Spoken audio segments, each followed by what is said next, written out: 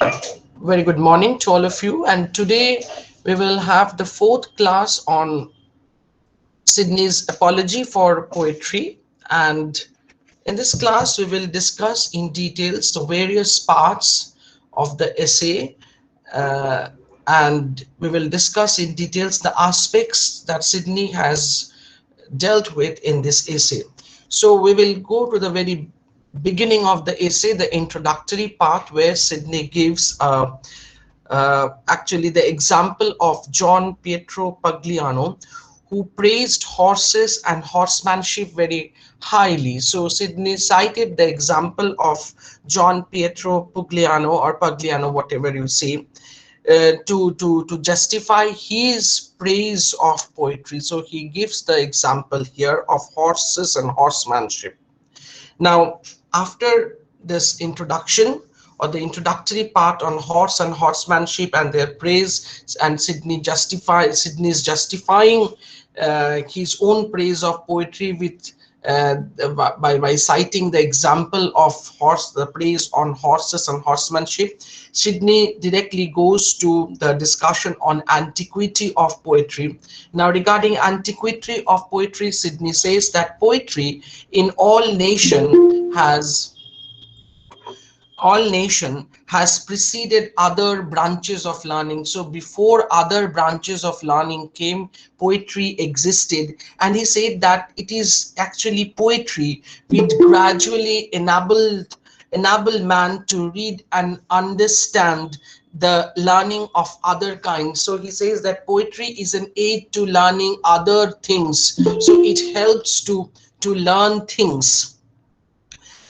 He says that the poets are the father of learning. He says that poets are the father of learning. So poetry gives birth to the other branches of knowledge.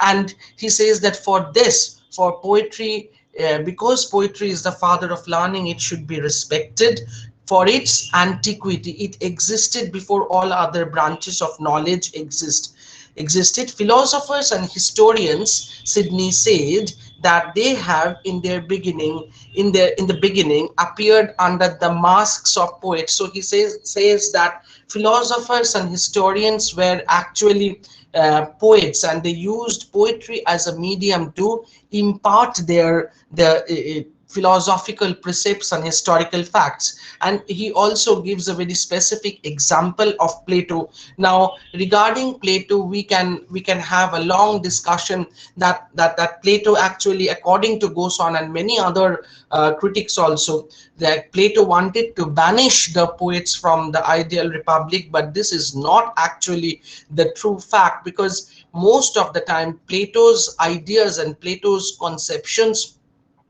about poetry were misinterpreted. That Sydney will discuss at the end part of that essay. So he says that the beauty of Plato's works actually depends upon poetry. So Plato also took the help of poetry to impart his wisdom.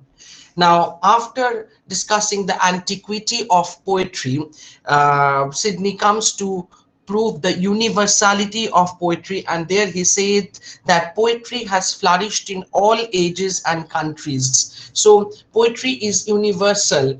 So those who are considered as uncivilized, like the Turks and the Tatars, according to Sydney, or the other Europeans who believe that the Turks and the Tatars were uncivilized and they were actually warmongers, they also love poetry, because poetry does what? Because it softens their hard hearts. So poetry actually softens your heart, and those who are warmongers, or those who are very cruel people in general, those who are very tough people, they also love poetry. That proves the universality of poetry.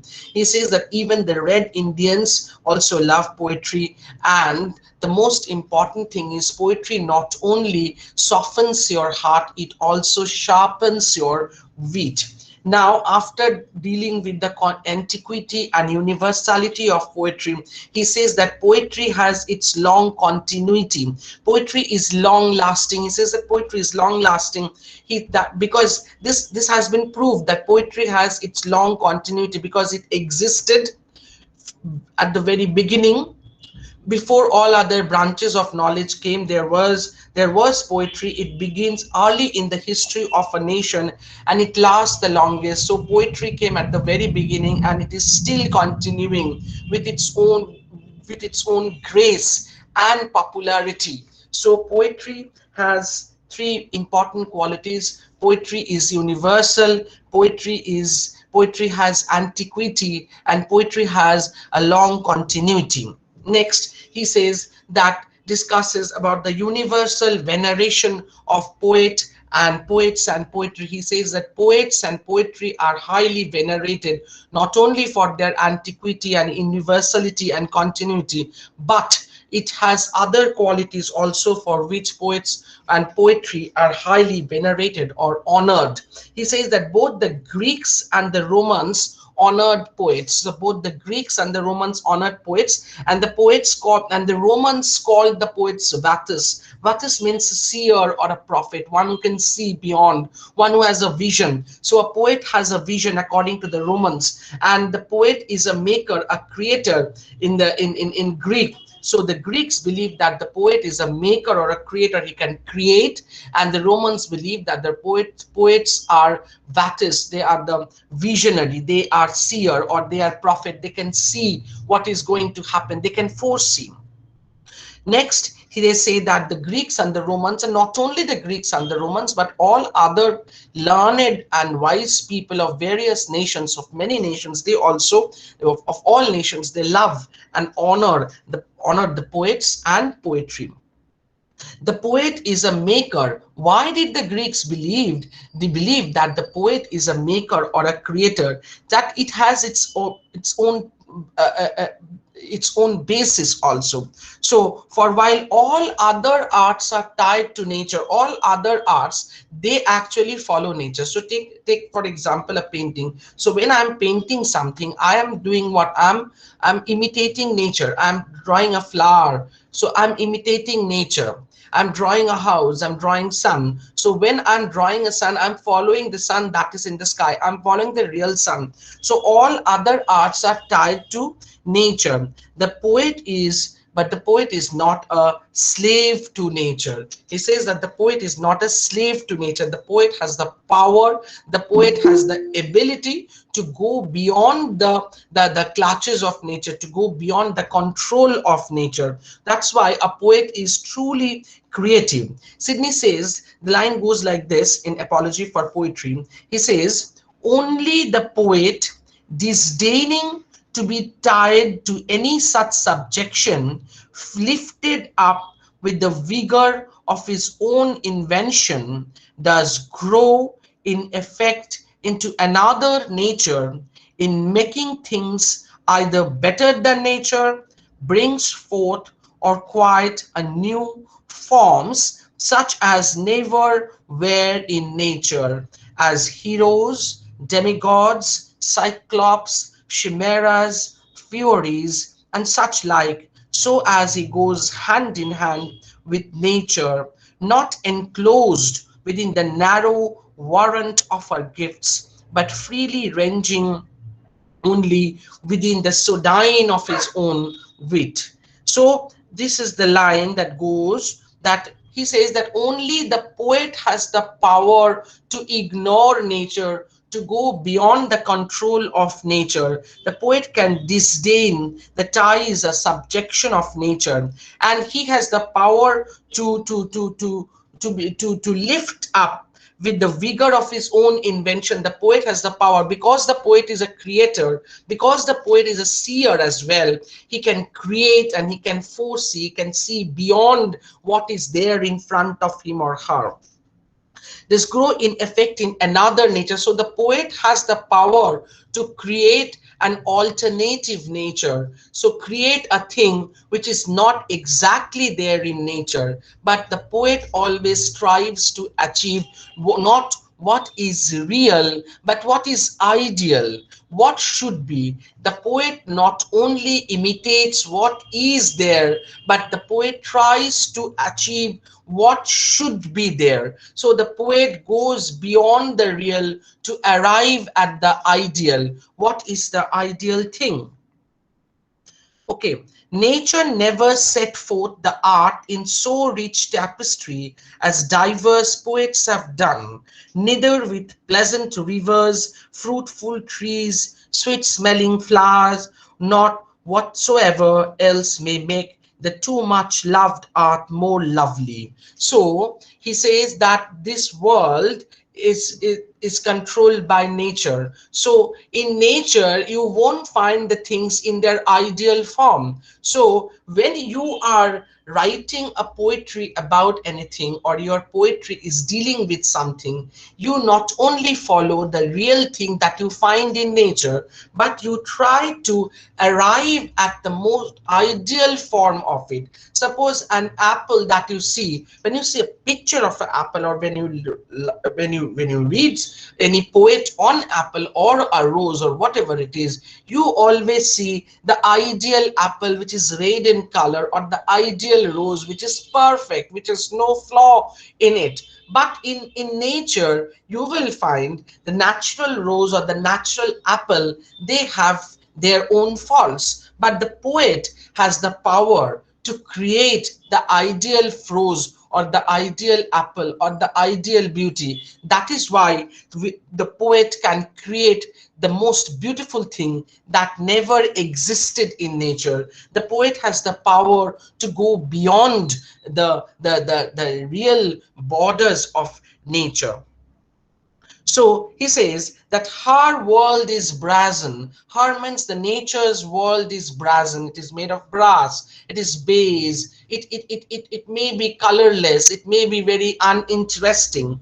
The poets only deliver golden. So if we find that the nature's world is brazen, it is not like that all the natural things are ugly looking or very base in nature. It is not like that. But if you find that a natural thing is uninteresting or ugly, but the poet has the power to transform that base thing into something beautiful. The poet has the power to transform the brass made thing into a thing made of gold. So her world is brazen. Underline this line, underline this. Her world is brazen. The poets only deliver a golden. So a poet alone can fashion a perfect lover. So a poet can create a perfect lover. So when you see a lover in nature, a natural, a true lover, a lover in the real life, he or she may have many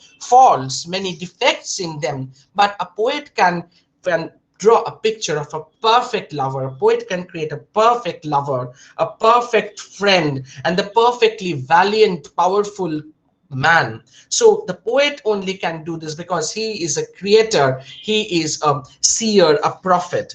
The poet is a prophet, is clearly so.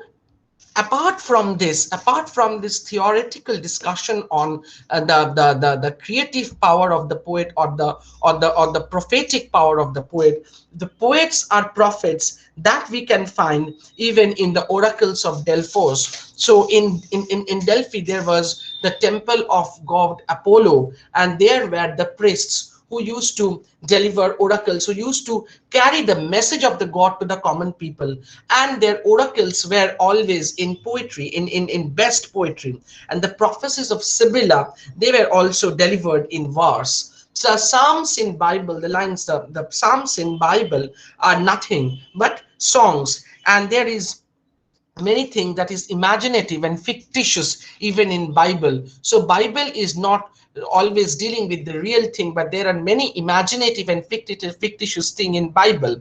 So we see that the poet Sydney proves that the poet is a creator, the poet is a seer, a prophet. When poets have been honored in this way, he says that when a poet is honored highly in this way, when the holy David in Bible, he was himself a poet. So Sydney says that it would be wrong to condemn poets and poetry. Then he goes on to define poetry. He goes to give the definition of poetry, and there he says that. So I request you to note this down. So according to Sydney, poetry is what?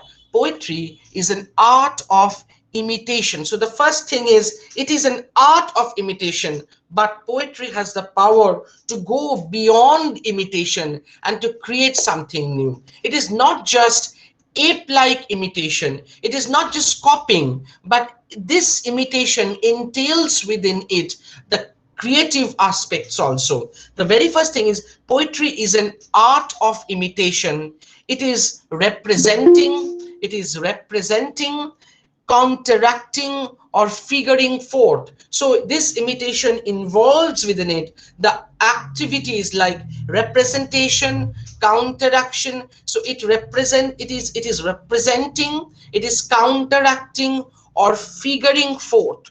Then he says that poetry is a speaking picture. He says that poetry is a speaking picture. It's a picture that speaks. It is a picture that explains itself. It is a picture that is moving, that is dynamic. It is a speaking picture, so to say. And its end, just notice this, the end part is very important. Sydney mentions very clearly, he mentions very clearly what is the true objective and aim of poetry. And its end is to teach and delight. Not only just teaching, not only just delighting, but delighting through teaching. It is the true aim and objective of poetry is to instruct through entertainment. It teaches and delights as well. Now, after giving the definition of poetry, he divides the poetry, he classifies poetry. Now, regarding the division of poetry, Sydney says that according to Sydney, poetry can be divided into three broad divisions. They are religious poetry, philosophical or informative poetry, and the third one that Sydney gives more stress, that is the right or true kind of poetry. So one is religious poetry, two is philosophical or informative poetry, and third one is the right or the true kind of poetry. Then Sydney says that both all these kinds of poetry are harmless, so we should not condemn any of these kinds or any of these types of poetry. He says that religious poetry praises God, and so there can be nothing wrong in it. It only praises God, so there is nothing wrong in it. Philosophical poetry imparts knowledge of philosophy, history, astronomy, so it only imparts you information, so there is also nothing to be condemned.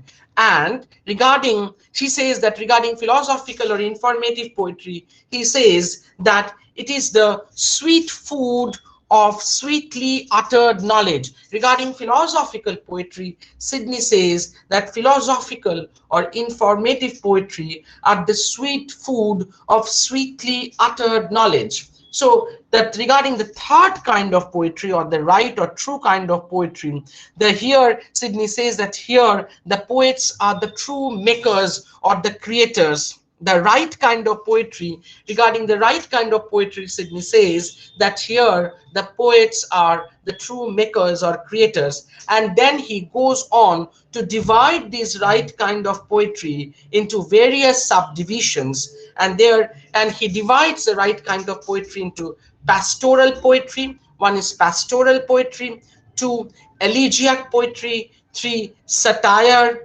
four comedy, five tragedy, six lyric or hymns, and seven is the epic. So now we will discuss about the subdivisions of the true or right kind of poetry. So regarding pastoral poetry, Sydney says that pastoral poetry deals with the lowliest acts of lowliest acts of life, and thus arouses sympathy and admiration for simple life. So pastoral poetry arouses sympathy and admiration for the very simple pastoral life, and they actually hate cruelty and tyranny. So pastoral poetry hates cruelty and tyranny. So if anything that hates cruelty and loves simple life, that should not be condemned. There is something good in it. Now, Regarding elegiac poetry, he says that elegiac poetry arouses sympathy for the suffering and the miserable. So elegiac poetry, it deals with our sympathy. It arouses sympathy for the suffering people, for the miserable people. So elegiac poetry softens the heart. So there is nothing to be criticized. Now, satire, regarding satire, Sidney says that satire laughs at our follies and foibles of the court life and the aristocratic life. So, satire also does a commendable job. Comedy, comedy, according to Sidney, is an imitation of common errors in a ridiculous fashion. So comedy ridicules the common errors, and so it is effective in warning men against such errors. So comedy warns men about the ridiculous actions, the follies and foibles. It ridicules the follies and drawbacks and weaknesses of the very common errors of of aristocratic men, of the men in court. So it also does something good. It also offers a service. It helps us, it warns us to be away from, to keep distance from these errors, from these drawbacks, from the shortcomings. So it also teaches, but it teaches by through entertainment.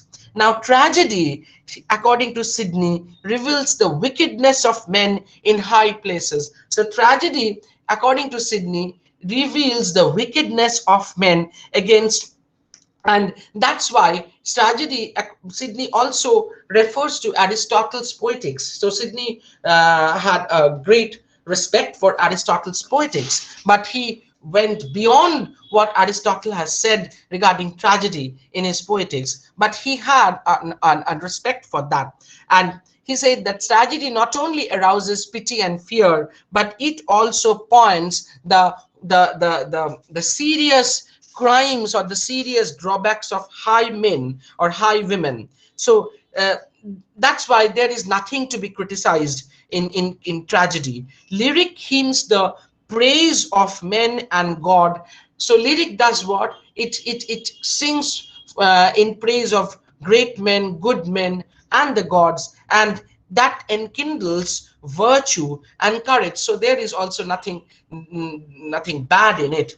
And regarding epic, Sidney calls epic the best. So within quotes, I quote from Sidney's line. So he says that the epic poetry is the best and the most accomplished kind of poetry. So regarding epic, Sidney says that it is the best and the most accomplished kind of poetry in which heroic and moral goodness is most effectively portrayed. So according to Sidney, epic poetry portrays the moral goodness and heroism. It portrays, it represents the heroic qualities of great men, and it also preaches moral goodness. So it presents picture of heroic men and heroic action. So epic poetry deals with heroic men, the lives of the heroic men, their activities, their heroic action, and thus inspires men to heroic action. So epic poetry, according to Sidney, is the best type of poetry that represents, that projects good action and morality, and it inspires the readers to do good action. It inspires the readers to follow the heroic men and the moral people, and to practice morality in life. It gives us a sense of what is good and what is bad. So all these things you will find in poetry. So Sidney has divided the poetry into three broad categories. The first is the religious poetry, second is the philosophical or informative poetry, and third is the true or the right kind of poetry. And the third category, the true or right kind of poetry, that particular category has been subdivided into seven classes or seven types of poetry. And Sidney has shown that no that Sidney has shown that neither of these types are bad, and they are not at all vicious to human nature. They do something good, they offer something good, it has its own positive effects on the readers. So poetry and poets should not be condemned.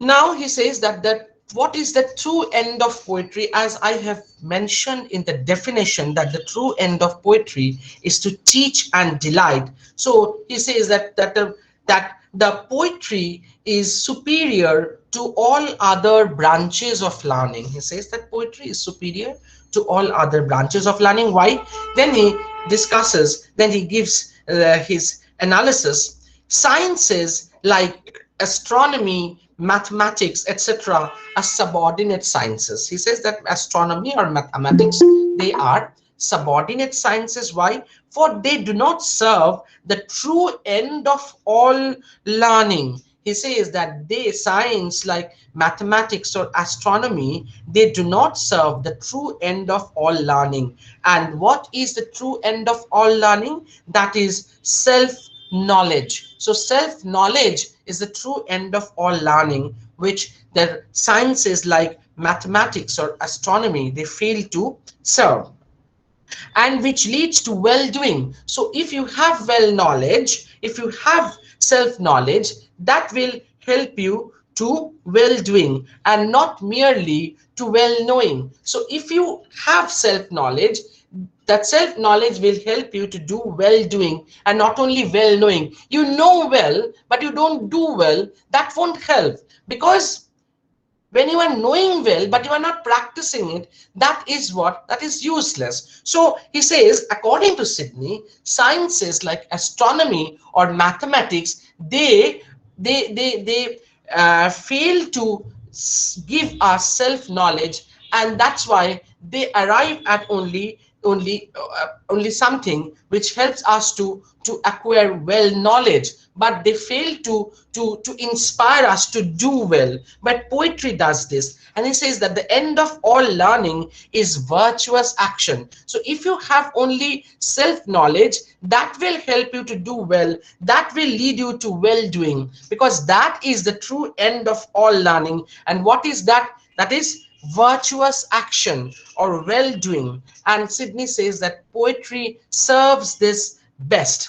In this respect, poetry is not only superior to sciences, but poetry is also superior to history and philosophy as well. Because why?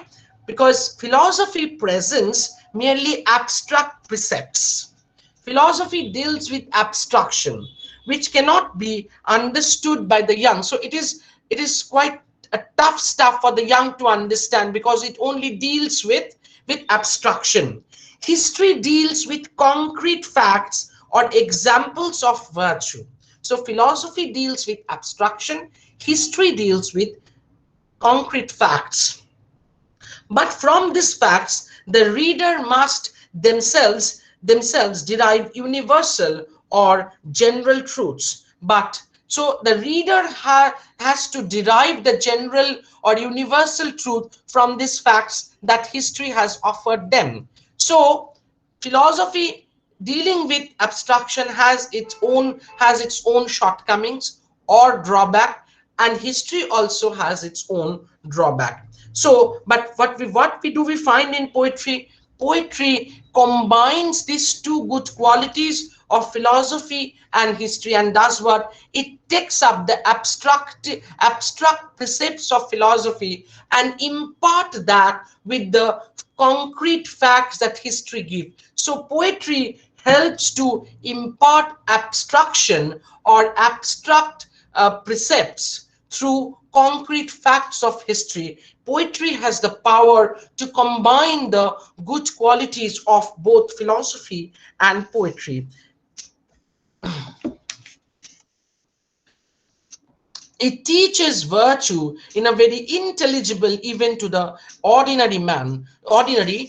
So philosophy is something which is quite tough for the ordinary man to understand. Similarly, history has its own drawbacks because it only deals with concrete facts. But poetry combines the good qualities of both these branches of learning and makes it accessible to the even to the most ordinary reader.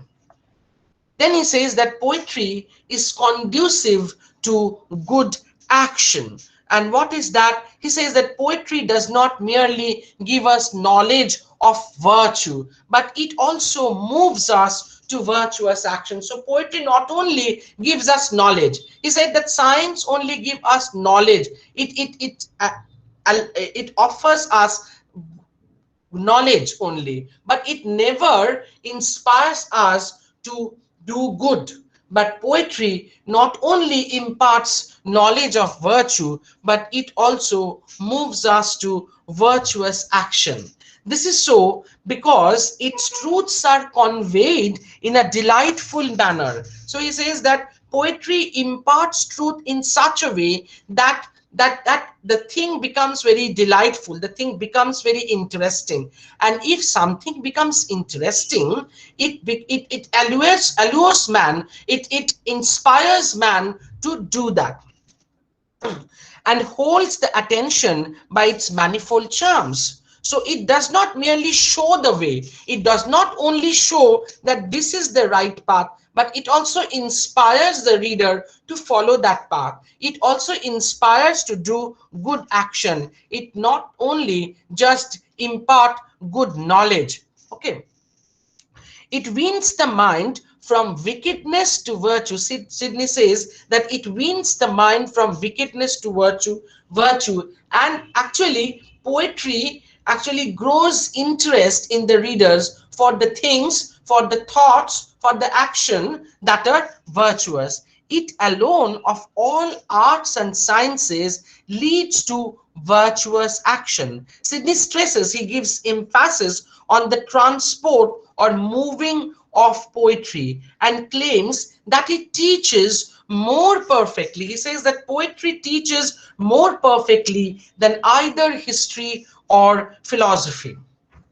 Okay, next he admits that there are certain criticisms. Some people are there who criticize poetry, and Sidney justifies them and says that there are certain critics who merely laugh and scoff at poetry. Certain people are there, those who are very Puritan in their nature, they laugh and scoff at poetry without bringing any definite charges against it. So they laugh at poetry, they criticize poetry without bringing any definite charge that I am criticizing poetry for this, and this reason. So they do not care to give this, to give those reasons. Such critics, Sidney says, are to be ignored, for Sidney says they are confused and incoherent people, and they do not know what they say. Sidney said that just ignore those people. So here he points at Gosson,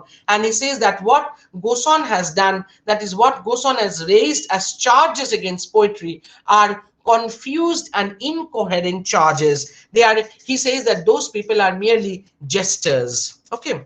Sidney's justification of verse and rhyme. So how he justifies the use of verse and rhyme. Sidney says that there are some ideas that are there in the market, that it has been said that poetry is mere rhyming and versifying. Still, uh, even in these days, we believe that poetry is what it is, just rhyming and versifying. So poets are rhymers and versifiers, that is the common belief. But Sidney points out that rhyme is not the essence of poetry. He says that rhyme is not the essence, the very heart of poetry, but it is desirable. If you have rhyme in your poetry, then it is good. That makes your work rich. He says that it is not the essence of poetry, but it is desirable for.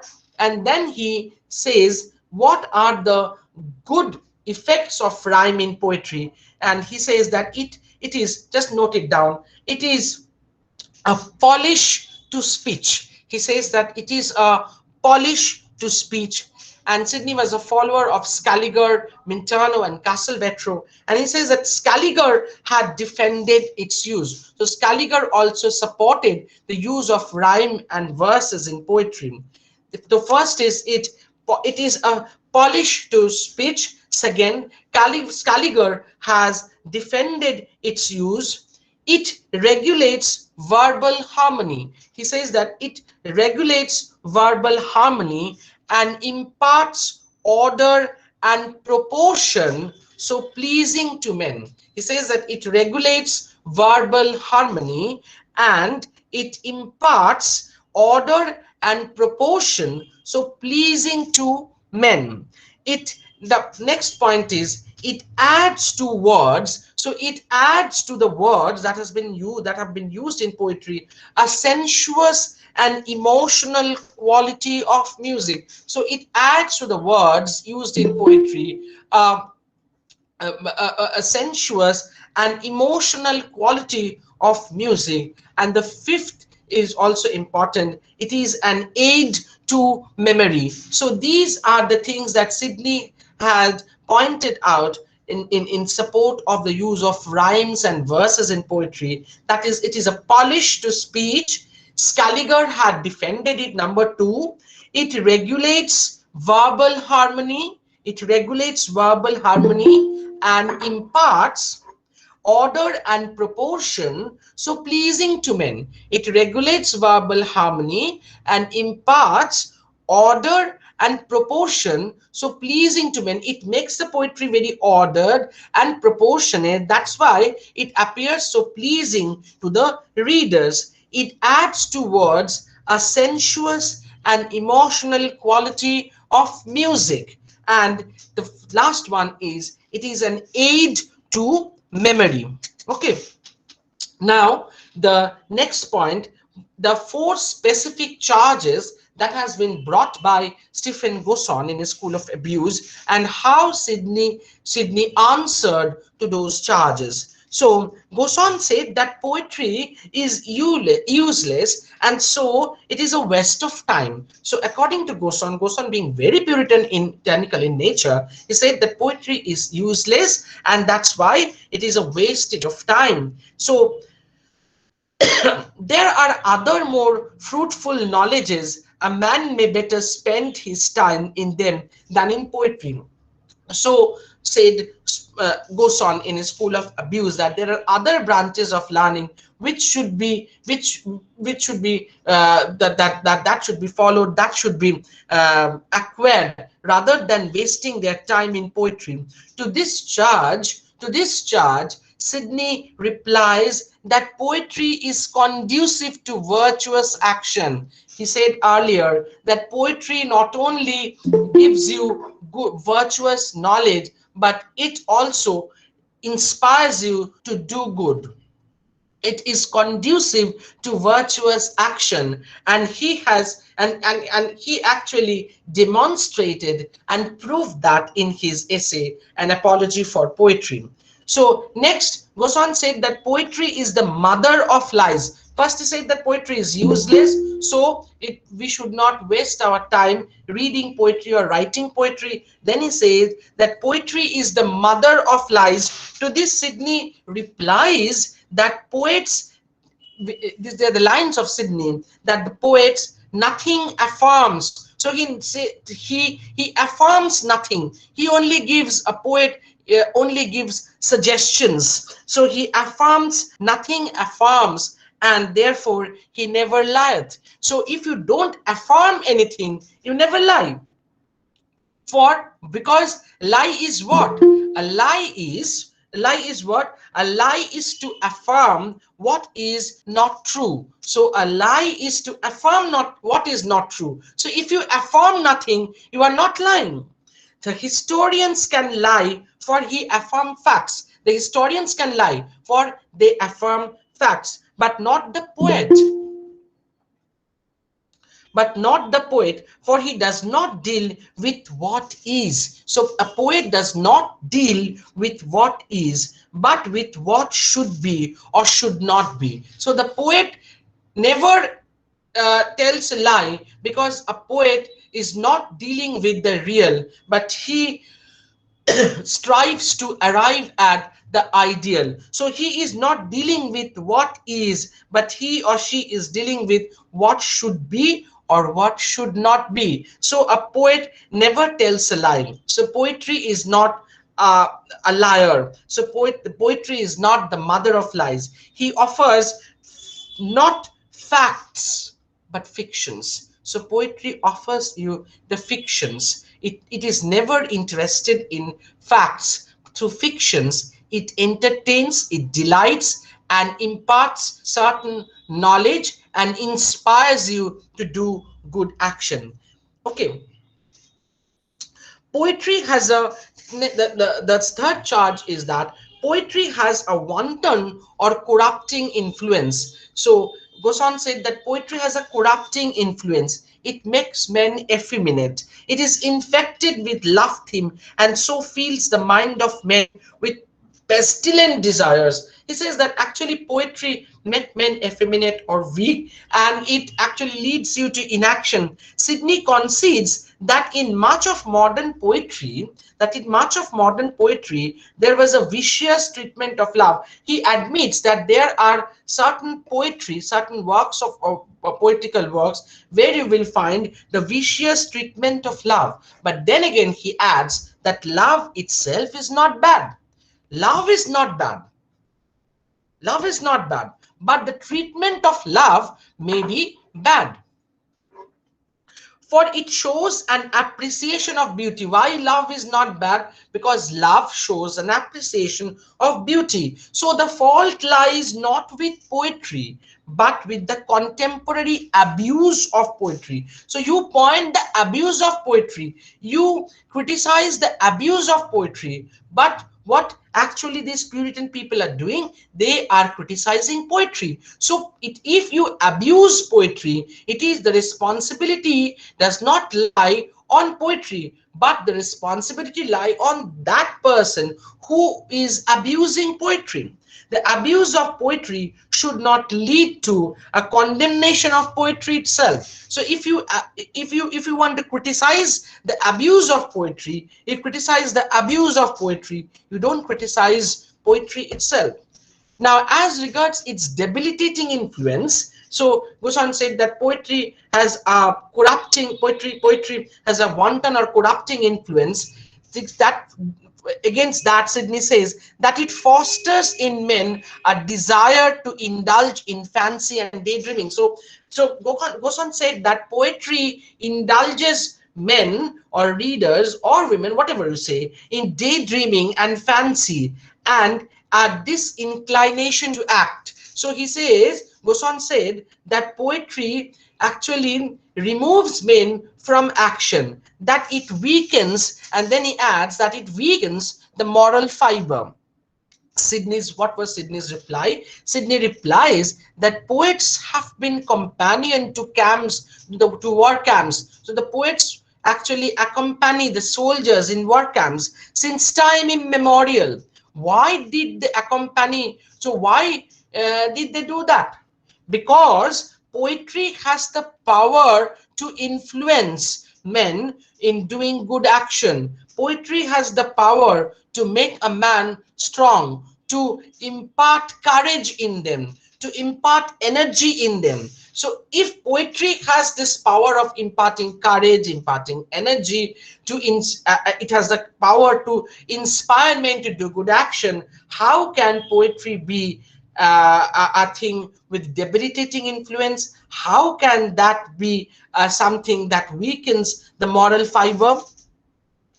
So moreover, if this is a fault, if this is a fault common to learning, and then he says that it is a general belief that actually if you read more, you become a bit lazy, because reading actually requires your concentration, and for that you cannot act and read at the same time. So when you are reading, when you are studying something, you need to be very quiet and concentrated in what you are doing. So sometimes we take that for laziness, we take that for inaction, but then you are not physically active, but you are neurotically, your brain is working, your nerves are working, you are intellectually active. That you have to uh, consider. So Sydney says that if that is a fault common to all, if you believe that reading poetry leads you to inaction, so that inaction you will find in any type of reading, that you any type of reading or learning actually leads you to physical inactivity. Then it is not only, if you take that as a fault, if we, Sydney is telling that if I'm admitting your point, and if I admit that point, that learning leads to inaction, reading leads to inaction, then any kind of reading then leads to inaction. So if that is a fault, poetry is not only responsible for that. Poetry is not the only branch of learning or knowledge that will take up the responsibility of this inaction. Then any kind of reading, any kind of study, they have, you have to admit that they have the same fault. As a matter of fact, poetry is more free from this fault. He says that poetry is more free from this fault than other branches of knowledge. Why? For poetry has always been used to inspire men, to move men to heroic action. Actually, when you are reading poetry, you may be inactive, but actually poetry is inspiring you to do good. It inspires you to towards heroic action. Sydney gives numerous examples actually. As regards the charge, now this is a very important point, and with this I will end this class. Charge that Plato had banished poets from his ideal public, Sydney replies that Plato was not against poetry. Actually, Plato was not against poetry. On the other hand, on the contrary, Plato held poets in high esteem and regarded him, according to Sydney's lines, a light and winged and sacred thing.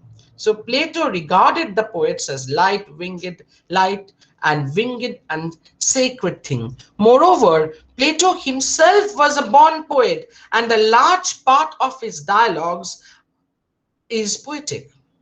So Plato's dialogues, a large chunk of Plato's dialogues is in poetry. In his, and also he gives high and rightly divine commendation after poetry. So in other books also he highly praised poets and poetry. There he speaks of poetry as divine inspiration. So actually Sydney then pointed out that Plato was right. He was not against the poets and poetry, but he was against the abuse of poetry. Okay, so here we will end this class, and I'll let you know when I'll take the next class. Thank you.